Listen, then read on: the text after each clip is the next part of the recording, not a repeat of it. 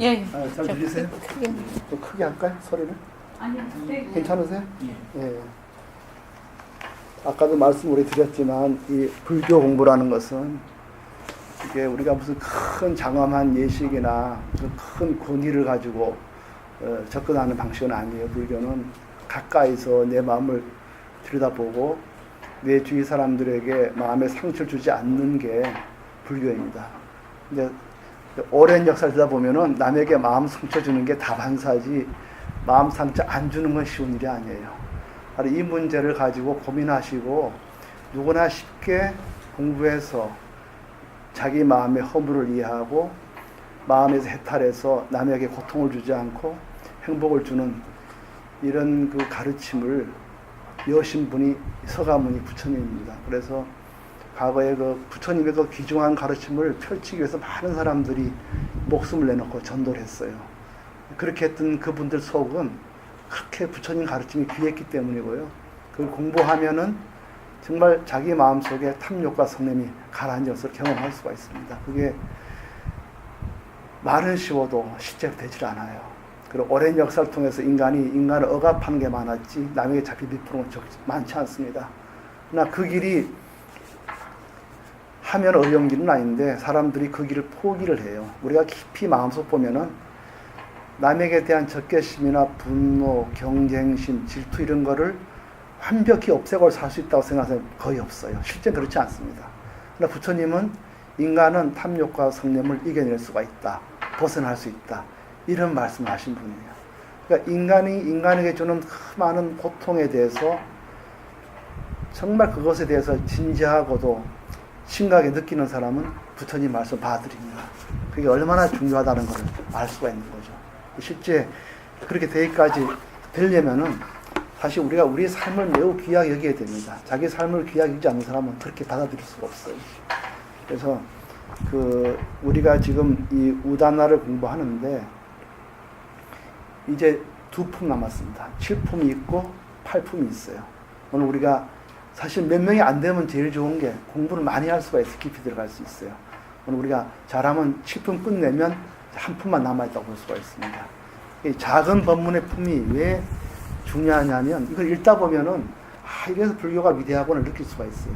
근데 그게 무슨 굉장한 진리가 아니라 바로 가까이에서 인간을 위해서 할 수 있는 게 뭔지 내가 진실로 남을 사랑하고 남에 대해서 너그럽게 지내고 또 내가 타고난 그런 탐욕과 미움이라든가 이런 어둠에서 벗어날 수 있는 길이 뭔지 자상하게 보여주는 게 이 경전입니다. 그래서 작은 법문의 풀을 공부하면 사람이 이렇게까지 갈 수 있구나 하는 걸 느낄 수가 있어요. 그리고 우리 삶을 바라보면 이게 정말 위대한 가르침이구나 그걸 알 수가 있습니다. 이 작은 법문의 품은 바티아라는 사람을 가지고 시작을 해요. 근데 바티아는 어떤 사람이냐면 한번 읽어보셨으면 알겠지만은 바티아라는 사람은요 못생겼어요. 추하고 못생기고 추하고 불구자입니다. 거기다가 그래서 스님들끼리 어딜 가더라도 남복이 남사스러워서 항상 맨 뒤에 따라오라고 그랬어요. 같이 데리고 다니지 않았습니다. 너무 창피해서 못생기고 못 배우고 얼굴이 추하고 그것도 불구자입니다. 늘 그냥 같이 놀면 안 되고 어디 가서 쭉 이제 거룩한 모습으로 쭉 걸어가는데 옆에 사람 하나가 이렇게 시커먼 사람이 가면은 좀 창피하잖아요. 그 마음부터가 무서운 마음이에요. 그 마음을 버릴 수가 없는 거예요, 인간이. 그런 마음이 있으면 형제 안에도 멀어집니다. 그래서 출가한 스님들도 이 바티아 비구에 대해서는 제일 맨 뒤에 따라오라 그랬습니다. 그런 사람입니다. 그러면 사람이 남에게 버림받고 경멸당하고 업신여기면 어떻게 되냐면 그냥 미워하는 마음이 생깁니다. 세상에 대해서 원망하는 마음이 생기고. 우리들이 보면은 그 사회에서도 좀 못 배우고 못 배운 관계 없어요. 사람들한테 선대받는 사람들이 굉장히 세상에 대해 원망하는 마음이 있습니다. 겉으로 웃어도 속에는 칼을 들고 있고 그래요. 노숙자 같은 경우에도 겉으로 웃어도 그 사람이 노숙할 때까지 그 무너지는 과정을 생각하면 세상에 대해서 원망하는 마음이 있습니다. 그게 아무리 자기가 못해도 그 무너지는 과정에서는 굉장히 분노하는 마음이고 증오하는 마음이 있어요. 근데 이 바띠아라는 사람은 능히 그럴 수 있음에도 불구하고 출가해서 굉장히 그 겸손하게 공부를 하는 사람입니다. 남한테 그 배우는 거를 수치스럽게 생각하지 않았어요. 이런 사람이면일수록 남에게 그 천대받고 왕따를 당한 사람일수록 이런 사람들이 대개는 좀 뭐랄까 자기 벽을 세웁니다. 말도 안 하고 좀 혼자 꽁 하고 이런 사람이 많잖아요. 이분은 늘 그 선배들한테 머리를 숙이고 겸손하게 배우는 자세를 가졌습니다. 그래서 이 사람을 이 끝날 때쯤 작은 법문품에서 다루고 있어요. 그래서 이 경이 참 위대한 경입니다. 그래서 칠품을 한번 우선 읽어보겠습니다. 예, 조지 의사님 그 칠품 한번 바띠아의 경 이 부분에서 한번 읽어보십시오. 처음 거기. 예. 이와 같이 나는 들었다. 한때 세존께서 사바티시의 제타숲에 있는 가나타 핀티카 승원에 계셨다. 그때 존자 사리푸타가 존자 라푼다카 바띠아에게 여러 가지 본문으로 가르침을 설하여 그를 교화하고 복도 두고 부모시키고 기쁘게 했다. 존자 라푼다카 바띠아는 존자 사리푸타의 여러 가지 본문에 의한 가르침에 교화되고 복두어지고 고무되어 기뻐하는 동안 집착을 여의고 번뇌에서 마음을 해탈하였다. 마침 세존께서 존자 라푼다카 바띠아가 존자 사리푸타의 여러 가지 본문에 의한 가르침에 교화되고 복두어지고 고무되어 기뻐하는 동안 집착을 여의고 번뇌에서 마음이 해탈된 것을 보았다. 그리고 세존께서는 그 뜻을 헤아려 때맞춰 이와 같은 감흥어린 직구를 읊었다.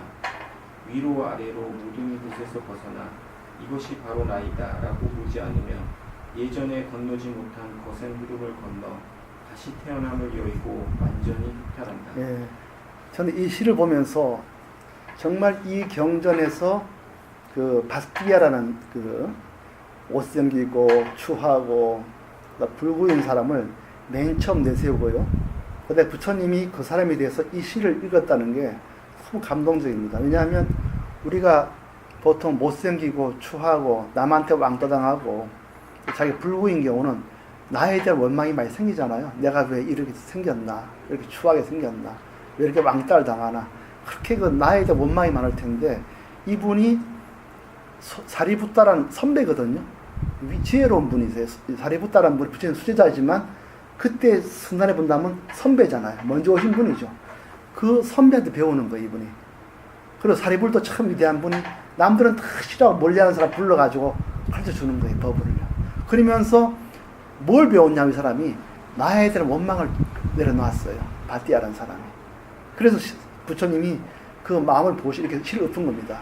저 사람은 공부를 하고 나서 그냥 세상에 못 배우고 나는 왜 이렇게 못생겨 못 배우고 이렇게 불구인가하는 나라는 마음을 내려놔 버렸어요. 그래서 예전에 건너지 못한 흐름이죠. 늘 나에 대한 원망이 많았거든요. 내가 이 세상에 태어났나 이랬는데 사리불존자한테서 법문을 듣고 나서 이 사람이 나라는 걸 내려놔 버린 겁니다. 그래서 마음에서 벗어났어요. 아, 이 세상에 나라는 게 없구나. 나고 죽는 상황 가운데 아무리 봐도 나라는 게 없어요. 색수상리집안 나라는 게 없고 4대와 5원이 무너져도 그 속에 내가 없고 그래서 아, 내락하는 이 마음, 원망하는 내락하는 게 없구나. 내라는 게 없구나. 이걸 깨달아 이 사람이 그 모든 거센 원망과 괴로움에서 해탈을 했습니다. 그래서 처음에 이게 너무 감동적이에요. 정말 감동적입니다. 우리 주위에 봐도 모든 것이 안 되는 사람한테는 늘 나를 원망하잖아요. 그래서 우리 어릴 때도 보면은 뭐 안 되는 사람이 막 울면서 어머니 나는 불쌍한 놈이다 소리 지르고 뭐 술 먹고 그 사람 많잖아요. 이분이 누구보다 그래야 될 사람인데 나를 내려놓은 사람입니다. 그래서 이 첫 장면부터 이 바띠아라는 이 폼이 감동적입니다. 이분이 사리불이라는 선배한테 묻고 사리불이라는 이 수제자는 늦게 온 제자를 또 남이 경멸하는 사람을 안고 그분에게 일체법이 무상하고 내가 없다는 걸 가르쳤습니다. 그때 이 바띠아는 평생 원망하던 자기를 내려놨습니다. 그 다음에 한번 바띠아의 경 두 번째 한번 더 읽어주시겠습니다. 예.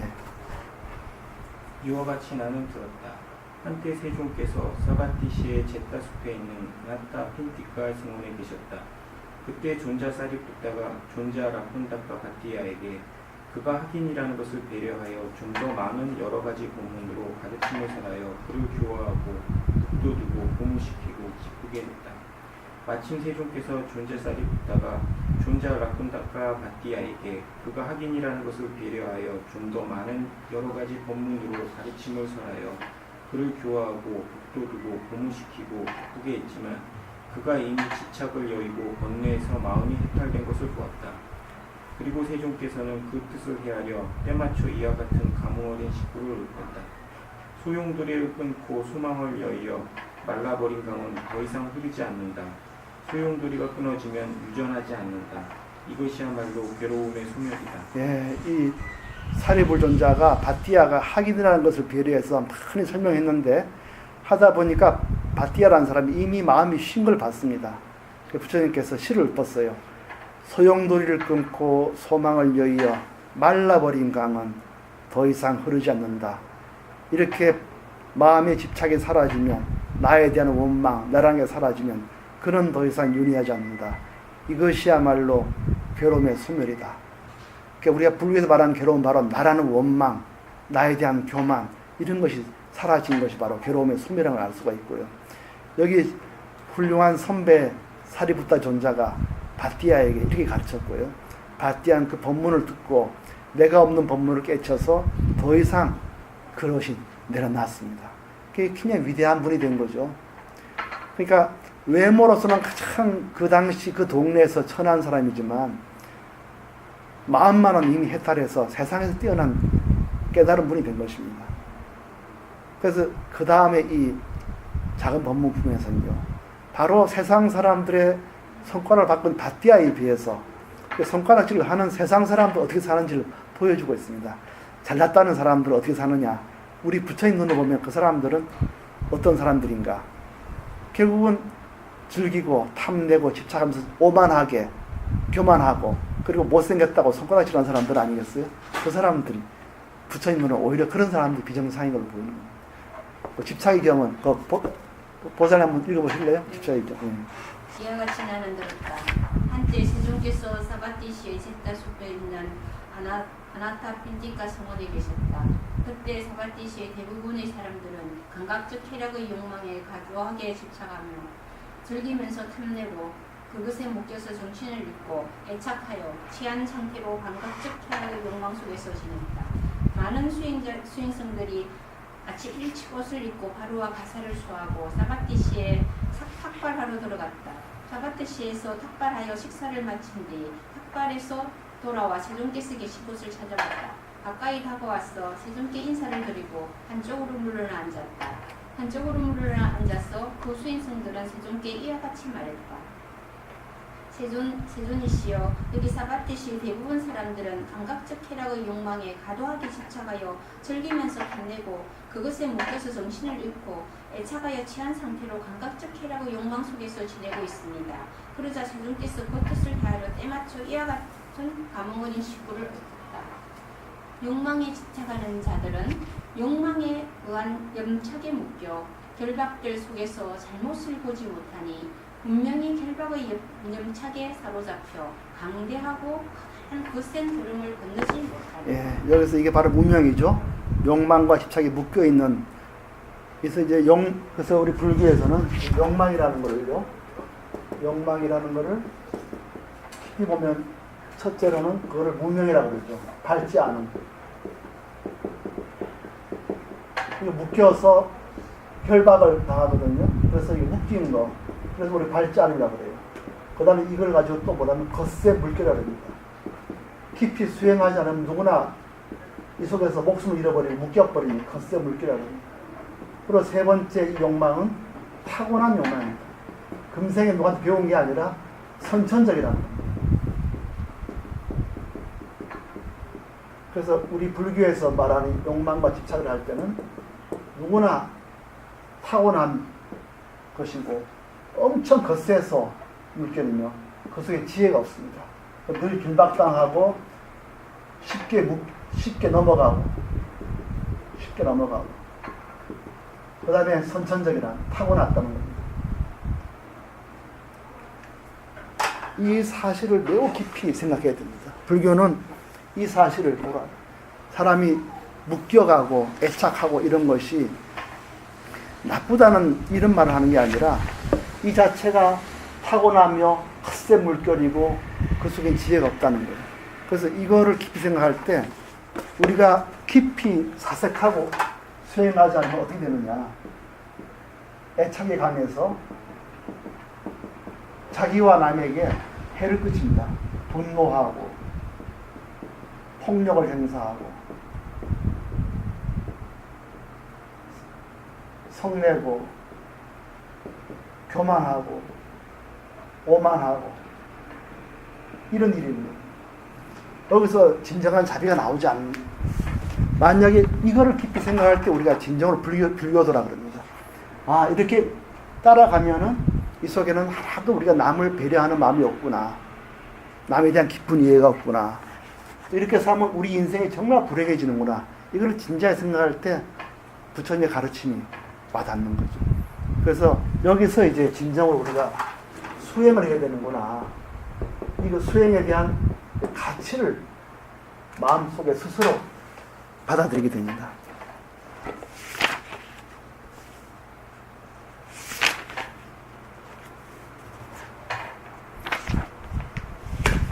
그래서 그 다음에 이 거친 욕망과 거센 물결에 대해서 더 깊이 설명을 한 번 더 합니다. 왜냐하면 이 한마디 말 갖고서는 우리가 그 깊은 심각함을 못 느끼거든요. 그래서 이 법문편에서는 한 번 더 그 말을 더 되풀이합니다. 벌써 한 번만 더 밑에 걸 한 번 더 읽으십시오. 집착의 경. 두 번 나옵니다. 그래서. 이와 같이 나는 들었다. 한때 세존께서 사파티시의 집다숲에 있는 아나타 빈티카 성원에 계셨다.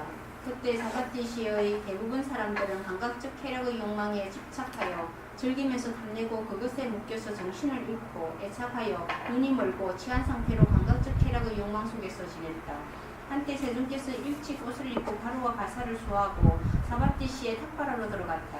마침 세존께서 사파티시의 대부분의 사람들은 감각적 쾌락의 욕망에 집착하여 즐기면서 탐내고 그것에 묶여서 정신을 잃고 애착하여 눈이 멀고 취한 상태로 감각적 쾌락의 욕망 속에서 지내는 것을 보았다. 그러자 세존께서는 그 뜻을 헤아려 때마쳐 이와 같은 감흥 어린 식구를 읊었다.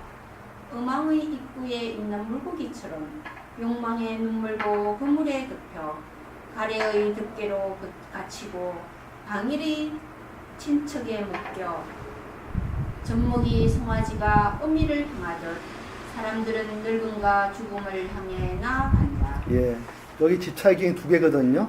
앞에 집착의 경을 한번 보시면요. 다시 앞에 보시면은 앞에 집착의 경은 수행승들이 이제 사파트시 탁발을 갔더니 거기서 많은 사람들이 욕망과 애착에 집착해서 싸우고 집착하고 즐기고 싸움을 즐기고 남을 괴롭히는 즐기는 걸 본 거예요. 그래서 그거를 부처님께 말씀을 드리니까 부처님이 사람들은 모두 거기에 묶여 지내고 자유롭지 못하다 이렇게 했고요. 그 다음에는 이번에는 부처님이 직접 느끼신 거예요. 그렇죠? 앞에 거는 스님이 보고 있는 거고 이번에는 부처님 직접 탁발을 가시면서 보셨습니다. 보셨기 때문에 부처님이 직접 보시면서 보는 눈은 좀 달라요. 그 시를 보세요. 어망에 있는 물고기처럼 누구나 타고나서 물고기야 어망에 묶여 있잖아요. 타고난 거 아닙니까? 그런 것처럼 욕망에 눈을 울고 그물에 덮여. 그래서 그것 때문에 붙잡힌다는 거. 욕망에 붙잡혀서 자유를 잃어버립니다. 가래의 덮개로 갇히고 마치 새가 이제 그 고기가 잡힌 거죠. 어망에. 그 다음에 방해 수행하지 않는다는 일단 이게서 수행이 나와요. 방일이라 제멋대로 사는 거거든요. 방일의 친척에 묶여 제멋대로 사는 사람을 가까이 둔다는 거예요. 제멋대로 사는 방식을 가까이 한다는 거죠. 이렇게 방일의 친척에 묶여서 결국은 수행하지 않고 이런 말입니다. 되돌아보지 않고 젖먹이 송아지가 어미를 향하듯. 이거 송아지가 어릴 때 누구나 엄마를 향하잖아요. 우리가 무명이라는 게 타고난 거라는 겁니다. 부처님 여기서는 이제 욕망과 집착이 타고난 것이고 그 속에는 성철이 없다는 걸 얘기해요. 그렇기 때문에 이거를 무명이라고 부릅니다. 멋대로 하기 때문에. 욕망과 집착의 특징이 멋대로 하는 거예요. 그 속에 밝음이 없기 때문에 무명이라고 합니다. 그 다음에 너무 거칠고 그 다음에 타고나는 겁니다. 이 세 개를 깊이 이해해야 문명이라는 말을 알 수가 있는 불교적으로 이해하는 겁니다. 그 다음에 그것이 결국은 우리 삶에 이렇게 큰 고통 가져온다는 거, 이거를 깊이 성찰하는 거죠. 그래서 마지막 구절이 뭐냐 하면 사람들은 늙음과 증오를 향해서 생로병사의 고통을 맞는다, 이런 말씀을 하시는 겁니다. 그래서 집착의 품을 2번 쓰신 겁니다. 이 경에서. 두 번째 부처님의 말씀은 좀 더 무명이라는 거, 요망이나 깊은 그 성찰을 보여주십니다. 이 세 가지 깊이 이해해야 비로소 우리가 수행해야 되는 게 왜 해야 되는가 그걸 알 수가 있습니다. 그 다음에 조지거사인 바띠아의 경, 이제 바띠아가 누군가를 밝힙니다. 참 이 대단합니다. 이 경의 그 편집이요 정말 위대합니다. 읽어보십시오. 바띠아의 경. 이와 같이 나는 들었다. 한때 세종께서 사바티시의 제타 숲에 있는 아나타 핀티카 승원에 계셨다. 그때 존자 라콘타카 바띠아는 많은 수행승들의 뒤를 따라 세종께서 계신 곳을 찾아왔다. 많은 수행승의 뒤를 따라가는 거야. 세종께서는 추하고 못생겼고 불구이고 많은 수행승들의 경매를 받고 있는 존자 라콘타카 바띠아가 멀리서 많은 수행승들의 뒤로 처지면서 그들을 따라오고 있는 것을 보았다. 보고 나서 수행승들에게 말했다. 수행승들이여, 저 추하고 못생겼고 불구이고 많은 수행승들의 경매를 받고 있는 수행승이 멀리서 많은 수행승들의 뒤를 쳐지면서 그들을 따라오고 있는 것을 보아라. 세존이시여, 보고 있습니다. 수행승들이여, 그 수행승은 광대한 위력을 지녔고 광대한 능력을 지녔다. 저 수행승이 예전에 얻은 성취는 쉽게 얻을 수 있는 것이 아니다. 그는 양가의 자제들이 그러기 위해 올바로 집에서 집 없는 곳으로 출가했듯이 이 없이 청정한 삶을 현세에서 스스로 알고 깨달아 성취했다. 그러자 세종께서는 그 뜻을 헤아려 때맞춰 이와 같은 감흥 어린 식구를 일컫다. 부서진 곳 없이 하얀색 지붕을 이은 수레가 한 바퀴를 구른다. 흐름을 끊고 숙박 없이 근심 없이 오는 자를 보라. 부처님께서 심지어 출가한 사람들도 겉모습 보고 이렇게 왕따를 시키는 거예요. 그래서 부처님은 그렇게 보질 않습니다. 그분이 얼마나 이 깊은 물길을 건너가셨는지, 그래서 저분이야말로 흐름을 끊고 속박 없이 근심을 넘어선 사람이라고 찬탄을 하십니다. 그 다음에 이렇게 되기까지 어떤 수행을 해야 되는지 본격적으로 수행에 대한 값이 나옵니다. 조지를 그 다음에 읽어보세요. 이와 같이 나는 들었다. 한때 세종께서 사바티시의 제타 숲에 있는 아나타 핀티카 승원에 계셨다. 그때 존자 앙냐타 곤당냐가 세존에게서 꼰당냐라고요. 꼰당냐라는 사람이 맨 처음 깨친 분입니다. 맨 처음. 그래서 그걸 꼰당냐라는 뜻이 아마 처음 깨쳤다는 뭐 그런 자간 이 꼰당냐라는 분이 부처님께서 법을 부르시고 맨 처음 아마 눈이 열린 분으로 그렇게 알고 있어요. 그때 존자 앙냐타 꼰당냐가 세종에게서 멀지 않은 곳에 가부좌를 하고 몸을 곧바로 세우고 가래의 구슴에 의한 해탈을 관찰하며 앉아 있었다. 세종께서는 존자 앙냐타 꼰당냐가 세존에게서 멀지 않은 곳에 가부좌를 하고 몸을 곧바로 세우고 가래의 구슴에 의한 해탈을 관찰하며 앉아 있는 것을 보았다. 그리고 세존께서는 그 뜻을 헤아려 때맞춰 이와 같은 감흥 어린 식구를 일컫다. 뿌리가 없고 대지가 없고 잎이 없다면 어찌 덩굴이라 하겠는가? 숙박에서 벗어난 저 현자를 비난할 수 있겠는가? 하늘 사람들도 찬양하고 하늘님들도 칭찬한다. 이 꼰당녀라는 사람이 아마 제가 알기로는 초전 법륜의 5비구 중에 하나일 겁니다. 이 사람이. 여기서 이제 특별히 꼰당녀를 내세운 거는 수행의 본이 이거라는 거예요. 근본이. 이렇게 자기의 마음에 모든 속박을 내려놓는 게 그게 모습이라는 거예요. 그래서 뿌리도 없고 땅도 없고 잎이 없다면 덩굴이 자랄 수 있겠습니까?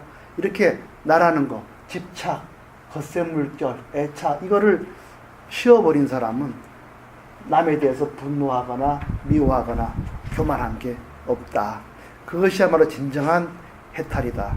그럴 때 하늘 사람도 찬양하고 하느님도 칭찬한다. 이렇게 얘기를 했습니다. 그래서 꼰당녀라는 사람을 내세워서 진정한 해탈이라는 건 뭐냐면 자기의 마음속에 있는 집착과 가래, 운명을 부수는 거다. 그렇게 얘기를 하고요. 여기서 또 하나 분명히 부처님도 얘기합니다. 부처님도 그런 분이라는 거예요. 부처님도 남을 겉모습 보고 경멸하고 그러지 않는 분이라는 거예요. 휘론이라는 게 있어요. 휘론. 너는 어떻고 나는 어떻고 너무 자기의 수행이 안 되면서 말만 하면서 남을 무시하는 거 있잖아요. 그걸 휘론이라고 합니다.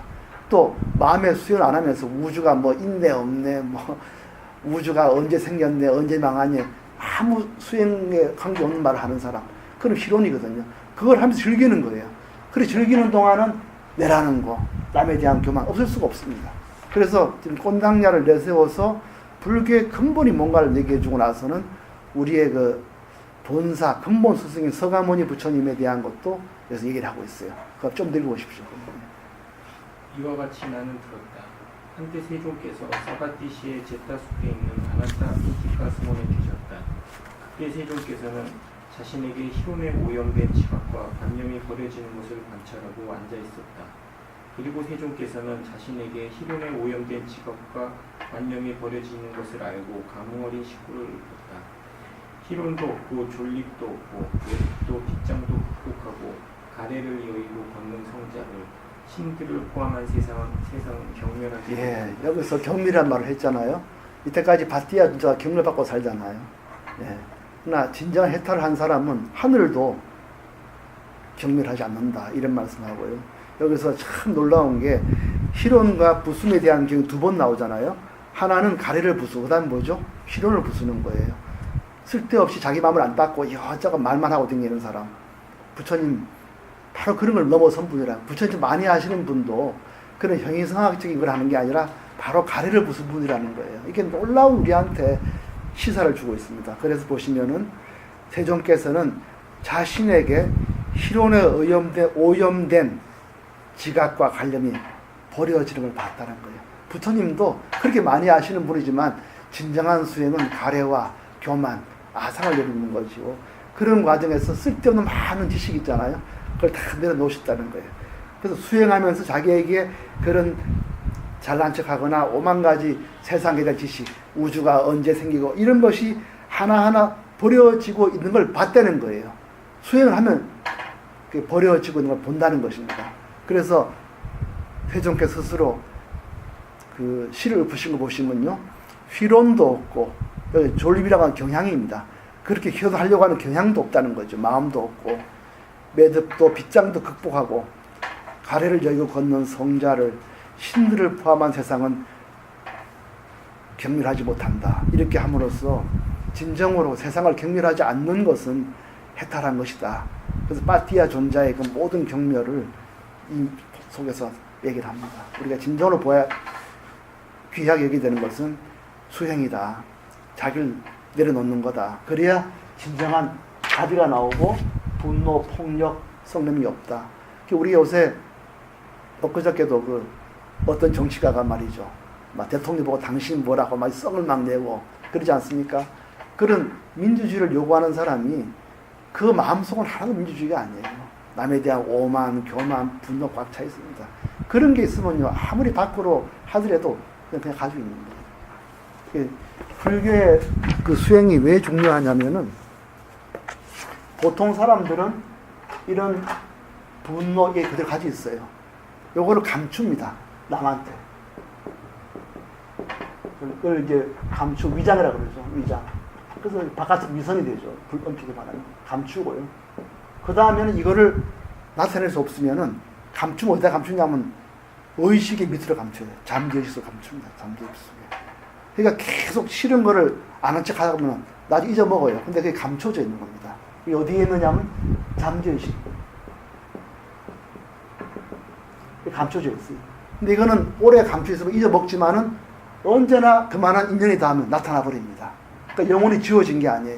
이런 거는 소멸이 아닙니다. 소멸.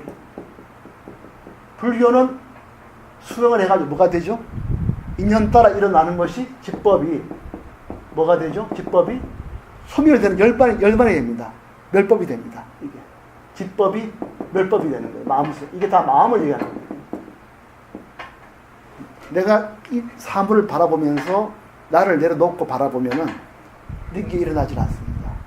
내라는 게 없다는 걸 알게 되면 강물이 쉬어버리듯이 자꾸 쉬게 되는 거예요. 그걸 나를 이해하게 되면. 그러면은 일체 이런 것이 감추거나 숨기는 게 아니라 그냥 사라집니다. 이게 우리가 말하는 열반인 거예요. 고진멸도할 때 멸이 이겁니다. 그래서 그런 사람은 마음이 가벼워요. 강물이 쉬어버린 거예요. 그래서 그런 분들은 분노, 폭력, 성령 이걸 감추지 않습니다. 그냥 쉬어버린 겁니다. 맑아져 버린 겁니다. 그래서 이런 분, 우리는 수행함으로써 인연 따라 일어나는 이런 분노, 폭력이 그냥 쉬어버린 겁니다. 보통 사람은 이렇게 감추고 위장하고 그렇게 되는 거죠. 그래서 그러려면 늘 자신의 욕망을 깊이 관찰해야 됩니다. 그래서 이 수행의 두 가지가 불교에서는 아주 깊이 얘기합니다. 첫째는 뭐죠? 지입니다. 멈추는 거예요. 이걸 점이나 고요하게 마음을 늘 쉬는 겁니다. 둘째는 뭐죠? 관입니다. 늘 자기 마음을 깊이 새기는 거예요. 부처님의 가르침을 기억해서 잘 관찰하는 겁니다. 내 몸의 마음을 봐서 그 속에 내가 있나, 또 내가 어떻게 해야 되겠다, 나는 저런데 내가 누군데, 이런 내가 일어나는 시간과 내가 일어나는 존재를 깊이 관찰하는 거예요. 그래 부처님의 무상과 무아를 기억해서 늘 놓는 겁니다. 그래서 지와 관, 이게 매우 중요합니다. 그래서 이거를 염법이라고 그러고요, 염이라고 그러고, 이거를 정이라고 그래요. 그리고 이거를 선정이라고 그러죠. 선정. 이거를 색임이라고 그러죠. 염. 이 두 가지가 불교의 참 기본입니다. 그래서 늘 부처님의 가르침을 기억하고 자기를 잘 관하는 것, 그 다음에 그를 통해서 마음이 늘 쉬는 것, 선정. 이렇게 하면 뭐가 되죠? 생법이 인연 따라 일어난 것이, 또는 인연 따라 모여서 일어나는 것이 다 멸해버립니다. 열반이 되는 거죠. 마음이 쉬어버립니다. 이렇게 해야 쉬는 겁니다. 그냥 배워서 안다고 쉬어지는 게 아니에요. 이렇게 수행함으로써 이런 마음을 감추지 않고 쉬어버리는 거예요. 벗어나는 거예요. 이걸 하기 위해서 뭐가 있어야 됩니까? 늘 탐욕과 성욕과 내가 일하는 거는 나쁜 거다, 악이다, 이걸 알아야 돼요. 탐진치는 악이다. 그리고 이걸 버리는 거, 쉬는 것이 선이다. 이걸 이해해야 됩니다. 이걸 해야 돼요. 이렇게 내가 늘 마음을 쉬는 노력, 또 탐진치 라면이 악이라고 판단한 능력, 이걸 가지고 우리가 정진이라고 합니다. 불교에서 정진은 바로 이걸 정진이라고 해요. 어찌 보면 판단 능력입니다. 내가 일하고 썩내는 거는 이런 결과를 가지고 오니까 나쁘다. 나는 이 쉬어야 되겠다. 이런 판단을 하는 게 늘 노력을 하는 겁니다. 깨있는 겁니다. 쉽게 말해서 깨있는 거. 이렇게 하려면 뭐가 있어야 되죠? 맨 먼저 부처님과 부처님이 가르칠 때 믿음을 가져야 됩니다. 그래서 불법성, 삼보에 대한 믿음, 삼보에 대한 믿음이 있어야 돼요. 믿음이 있어야 돼요. 내가 부처님을처럼 따르고 부처님처럼 누구나 걸으면 해탈할 수 있다. 깨달을 수 있다. 부처님만 깨닫는 게 아니라 우리 모두 깨달을 수 있다. 이런 믿음이 있어야 됩니다. 그래서 요거는 믿음이죠. 요건 정진, 요거는 색임, 요거는 선정, 그리고 생법은 곧 멸한다는 지혜. 지혜. 지혜. 이걸 다시 말하면은 첫째 뭐죠? 믿음이 있어야 되죠. 불법성에 대해서. 둘째 뭐죠? 정진. 셋째는 뭐죠? 색임, 염. 넷째는 정, 선정. 다섯째는 지혜. 보세요. 지혜를 얻기 위해서는 선정을 닦아야 되고, 선정을 따는 기본은 늘 부처님 가르침을 기억하고 새겨야 돼요. 그러려면 늘 노력을 해야 됩니다. 그건 깨있어서 노력을 해야 돼요. 나태하면 할 수가 없습니다. 그리고 삼보에 대한 믿음이 있어야 돼요. 이 다섯 가지는 뭐라 그러냐면은 수행의 가장 기본이라고 합니다. 그래서 이걸 가지고 오근이라고 합니다. 오근. 다섯 가지 수행의 뿌리, 근본. 그래서 이걸 오근이라고 합니다.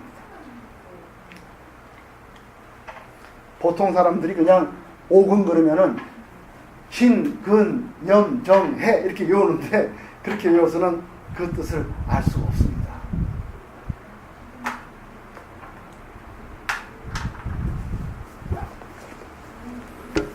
인생에 대해서 우리 삶이 고통스러운 거는 분노, 폭력, 성냄, 교만, 오만, 탐욕이잖아요. 이것 때문에 고통이 선다. 이 삶에 대한 진지한 고민이 앞서야 됩니다. 그리고 여기서 벗어날 게 있는가? 우리의 마음을 깊이 보면은 벗어나야 한다는 당위는 누구나 인정하면서도 막상 마음속에 보면 인간이 다 그렇지 벗어날 수 있나 하는 포기하는 마음, 퇴구라는 마음 다 우리가 가지고 있습니다. 그리고 그 속에는 슬픔도 있어요. 온 인생이 너무 깜깜한 겁니다. 벗어날 수 있는 구멍이 있다고는 거의 믿지 않고 기대도 하지 않습니다. 그럴 때 부처님이 이거를 벗어날 길 찾으신 거예요. 그래서 우리 욕망은 정말 무명이고 겉세 물결이고 타고난 거구나. 그러나 자기가 해보니까 올바른 수행을 하면 벗어날 수 있다고 깨달으신 거예요. 그래서 모든 내가 누구를 막 미워하다가도 마음을 바라보니까 그 사람에 대한 온갖 욕망이 집착이 있는 거예요. 내려놓으니까 벗어나는 내가 그걸 알게 됐어요. 그래서 이 모든 있는 딸에 대한 집착, 오감에 대한 집착은 사라지는구나. 올바른 수행을 하면은 어떤 수행을 하느냐? 마음을 늘 쉬는 거, 그렇죠? 네, 그렇죠. 무상과 무아를 비해서 공도를 위해서 늘 새기는 거. 그러려면 먼저 탐진치는 악이다. 나는 벗어나야 되겠다. 이런 늘 깨어있는 부처가 있어야 돼요. 그러려면 그 앞에 뭐가 있어야죠? 부처님과 법과 스님이 아니고 그 스님하고 원래 같이 공부하는 사람을 대주라 그래요. 스님은 좁은 의미에서는 출가자지만 크게 의하면은 부처님의 가정을 같이 따는 사람, 그걸 스님이라고 합니다. 대중이라는 뜻이에요. 대중. 그래서 이 부처님과 법과 그걸 따르는 대중에 대한 믿음이 있어야 돼요. 왜냐하면 법안이 있어야 신이라잖아요. 그래서 신, 근, 염, 정, 해 다섯 가지를 모든 수행의 다섯 가지 근본이라고 합니다. 그래서 마하가전이라는 분이 있어요. 여기서 가전연이라고 많이 들었을 거예요. 가전연 존자라고. 이분이 수행이 대단하신 분입니다. 그래서 이 가전연 존자에 대한 얘기를 하세요. 부처님도 희론도 없지만 그 제자의 수행을 보여줍니다. 보살님 한번 읽어보시겠어요? 가짜나경 한번 읽어보시겠어요? 네. 이와 같이 나는 들었다. 한때 세존께서 사바대시의 셋다 숲에 있는 아나타 빈티카 성원에 계셨다. 그때 존자마 짜짜나가 세존에게서 멀지 않은 곳에 가부좌를 하고 몸을 곧바로 세우고 신체에 대한 색임을 안으로 완전히 확립하고 앉아 있었다. 세존께서는 존자마 짜짜나가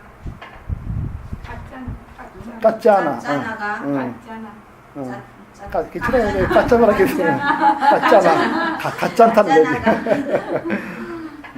세존에게서 멀지 않은 곳에 가부좌를 하고 몸을 곧바로 세우고 신체에 대한 책임을 안으로 완전히 확립하고 앉아 있는 것을 보았다. 그리고 세존께서 그 뜻을 헤아려 때맞춰 이와 같은 가멍어린 식구를 읊었다. 언제나 신체에 대하여 항상 책임을 확립하고 늘 그렇게 지낸다면, 잊지 않았다면 나에게 있을 수가 없고, 있을 수가 없는 것이라면 나에게 있지 않을 것이다 라고 그것에 대한 정차적으로 수행한 님은 그 제때의 애착을 누인다. 이 까짜나를 내세운 거는요, 가장 수행의 이 5권을 먼저 얘기했는데요. 5권의 뿌리가 뭐냐면 자기 몸을 앉추는 겁니다. 먼저 이게 참 앉아야 무슨 일어나 앉아라 이 말씀이에요. 거기서 보면 이렇게 나오죠. 신체에 대한 책임 이 말이 나옵니다. 이 신체에 대한 책임이 매우 중요한 말씀이에요. 지금 이 얘기를 하고 있습니다. 책임. 이걸 하고 있어요. 신체에 대한 책임. 요게 뭐를 책임이냐? 우주를 바라보는 거야. 자기 몸을 바라보는 거예요. 몸에서 뭘 보느냐? 부처님은 참 자상하신 분이에요. 몸에서 뭘 봐? 우리 몸이 뭘로 되어 있죠? 첫째, 외부 근육이 있어요. 외부 신체가 있어요. 그럼 뭐가 있죠? 느낌이 있어요. 수. 그 다음에 욕망이다. 마음의 욕망이라 하잖아요. 심. 그 다음에 뭐가 있죠? 남과 관계를 맺어요. 이거 법이라 그래요. 관계. 이거 법이라 그럽니다. 나를 바라보는데 뭘 보냐 하면은 나의 몸의 상태를 바라보고 그래서 욕망이 있는 걸 바라보고요. 나의 감각에서 느끼는 욕망을 바라보고 그 다음에 내 마음을 바라보고 그 다음에 남과의 관계까지 바라보는 거예요. 이걸 바라보는 겁니다. 이걸 신체를 새긴다는 말을 써요.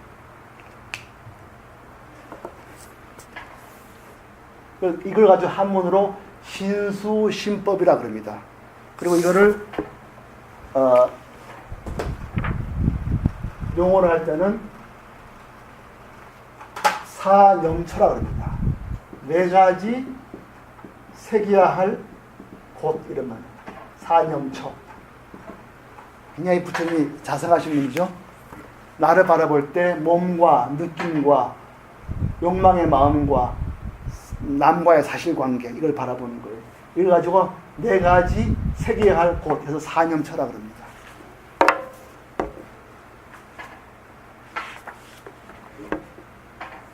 그래서 거기 부처님의 시를 보면은 언제나 신체에 대하여 항상 새김을 확립하고 늘 그렇게 지낸다면 이제 나에게 번뇌가 있지 않았다면 나에게 있을 수가 없고 또 있을 수가 없는 것이라면 앞으로도 나에게 있지 않을 것이다.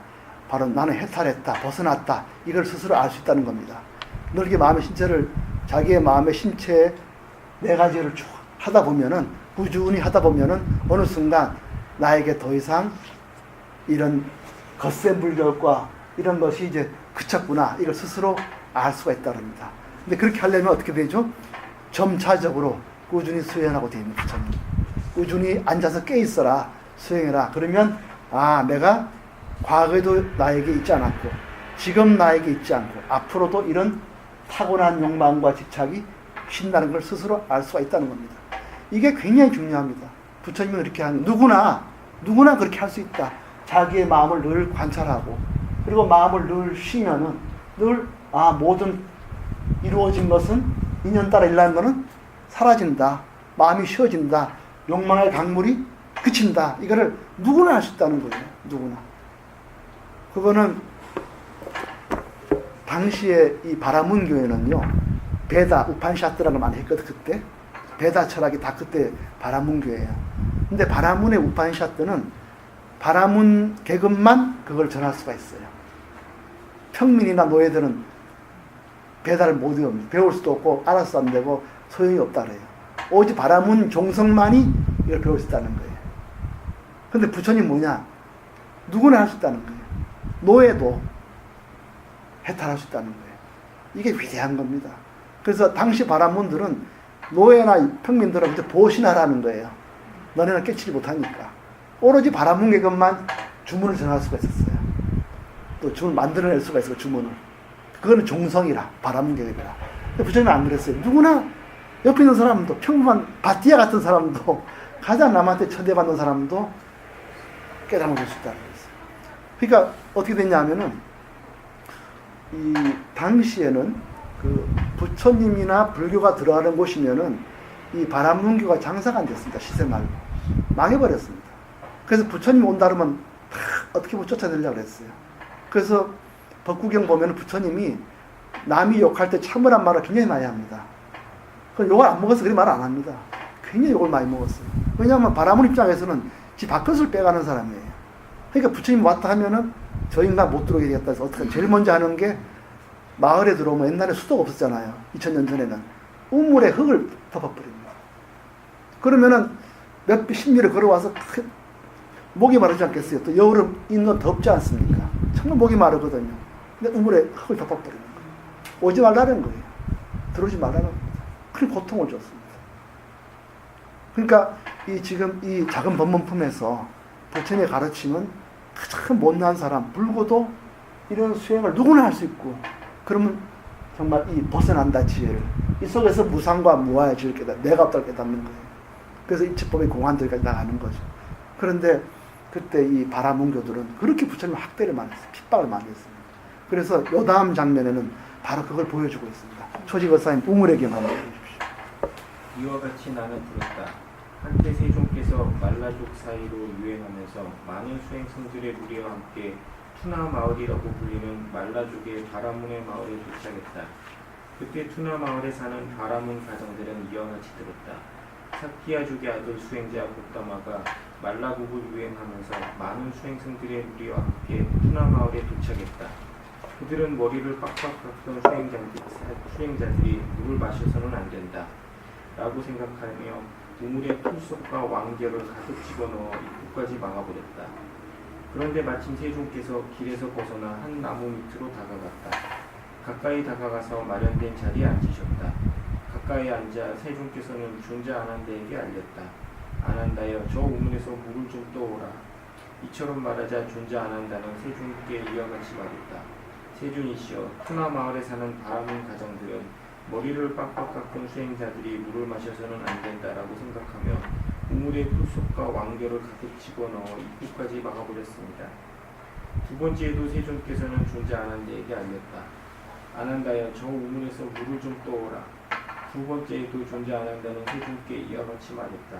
세존이시여, 투나 마을에 사는 바라문 가정들은 머리를 빡빡 깎은 수행자들이 물을 마셔서는 안 된다라고 생각하며 우물에 풀숲과 왕겨를 가득 집어넣어 입구까지 막아버렸습니다.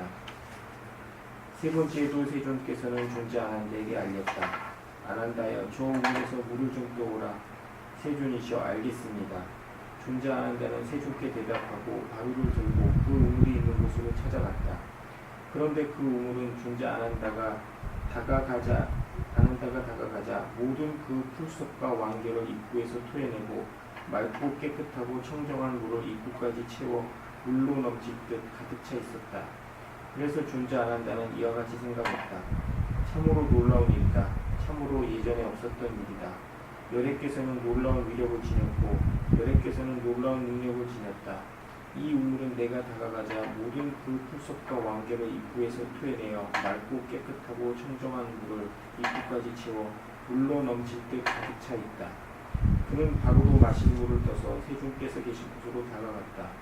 가까이 가서 세존께 이와 같이 말했다. 세존이시여, 놀라운 일입니다. 세존이시여, 예전에 없었던 일입니다. 여래께서는 놀라운 위력을 지녔고 여래께서는 놀라운 능력을 지녔습니다. 이 우물은 제가 다가가자 모든 그 풀숲과 왕겨를 입구에서 토해내고 맑고 깨끗하고 청정한 물을 입구까지 채워 물로 넘칠 듯 가득 차 있었습니다. 세상에서 존경받는 님께서는 물을 드십시오. 바른 길로 잘 가시는 님께서는 물을 드십시오. 예, 여기서 사실은 우리가 부처님을 위대한 분으로 이렇게 이렇게 하지만 실제로는 부처님은 못 드시고 딴 데 가신 겁니다, 사실은. 근데 이제 우리가 지나고 나니까 이렇게 부처님도 이렇게 했다지만 사실 부처님이 이런데도 굴하지 않으시고 자비심을 내시고 욕을 하지 않으셨어요. 그래서 법구경 그런 말이 있습니다. 남이 욕할 때 같이 욕하지 말라. 바람이 불 때 침을 뱉으면은 그 침이 자기에게 오듯이 내가 욕을 하지 않으면 그 욕은 그에게 간다, 이런 말이 있어요. 그래서 우리는 배가 고파도 욕하지 말자, 이런 말이 많이 있습니다. 그래서 부처님이 그러세요. 진정 우리가 감로수를 깨달았다면 꼭 우물물 마셔야지 않아도 된다, 이런 말씀하신 게 있어요. 아마 이거를 그렇게 한 것 같은데 부처님 그랬어요. 그 시를 한번 읽어보십시오.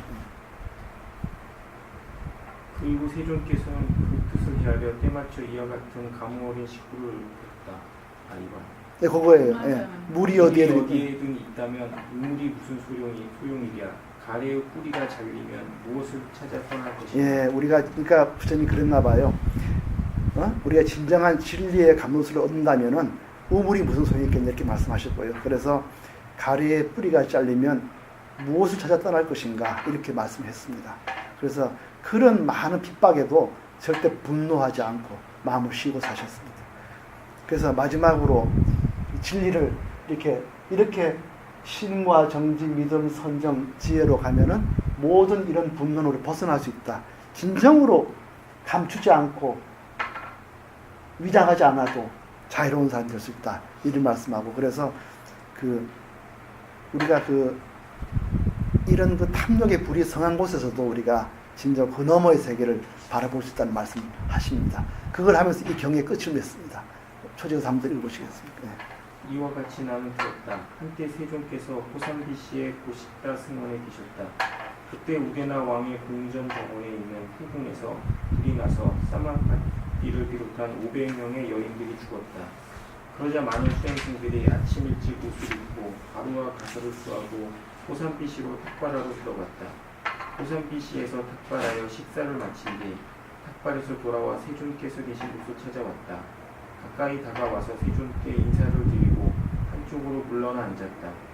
한쪽으로 물러나 앉아 그 수행승들은 세존께 이와 같이 말했다. 세존이시여, 여기 우데나 왕의 궁전 정원에 있는 궁에서 불이 나서 사마바티를 비롯한 500명의 여인들이 죽었습니다. 세존이시여, 그녀들의 운명은 어떻고 미래는 어떠합니까?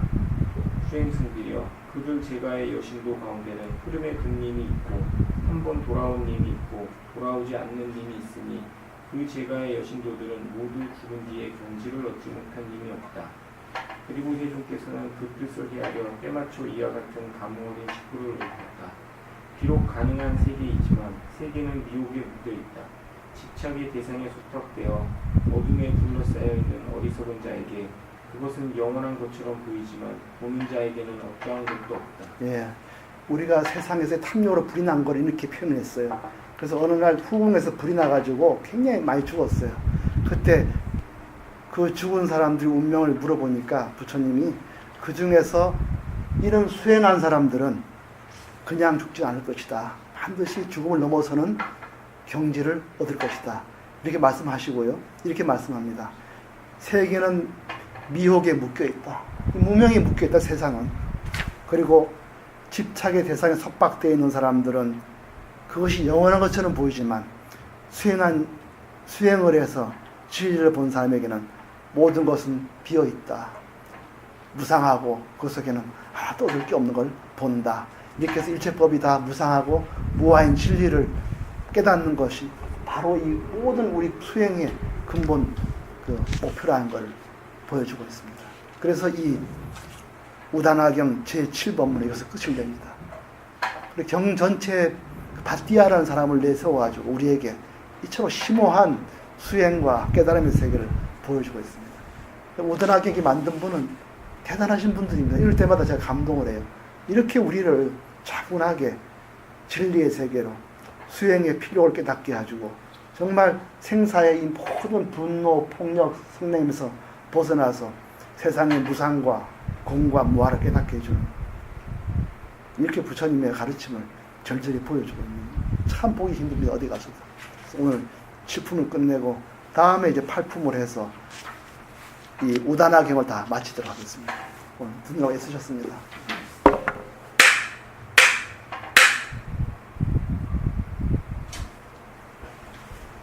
아이고 애쓰셨습니다. 네. 잠깐.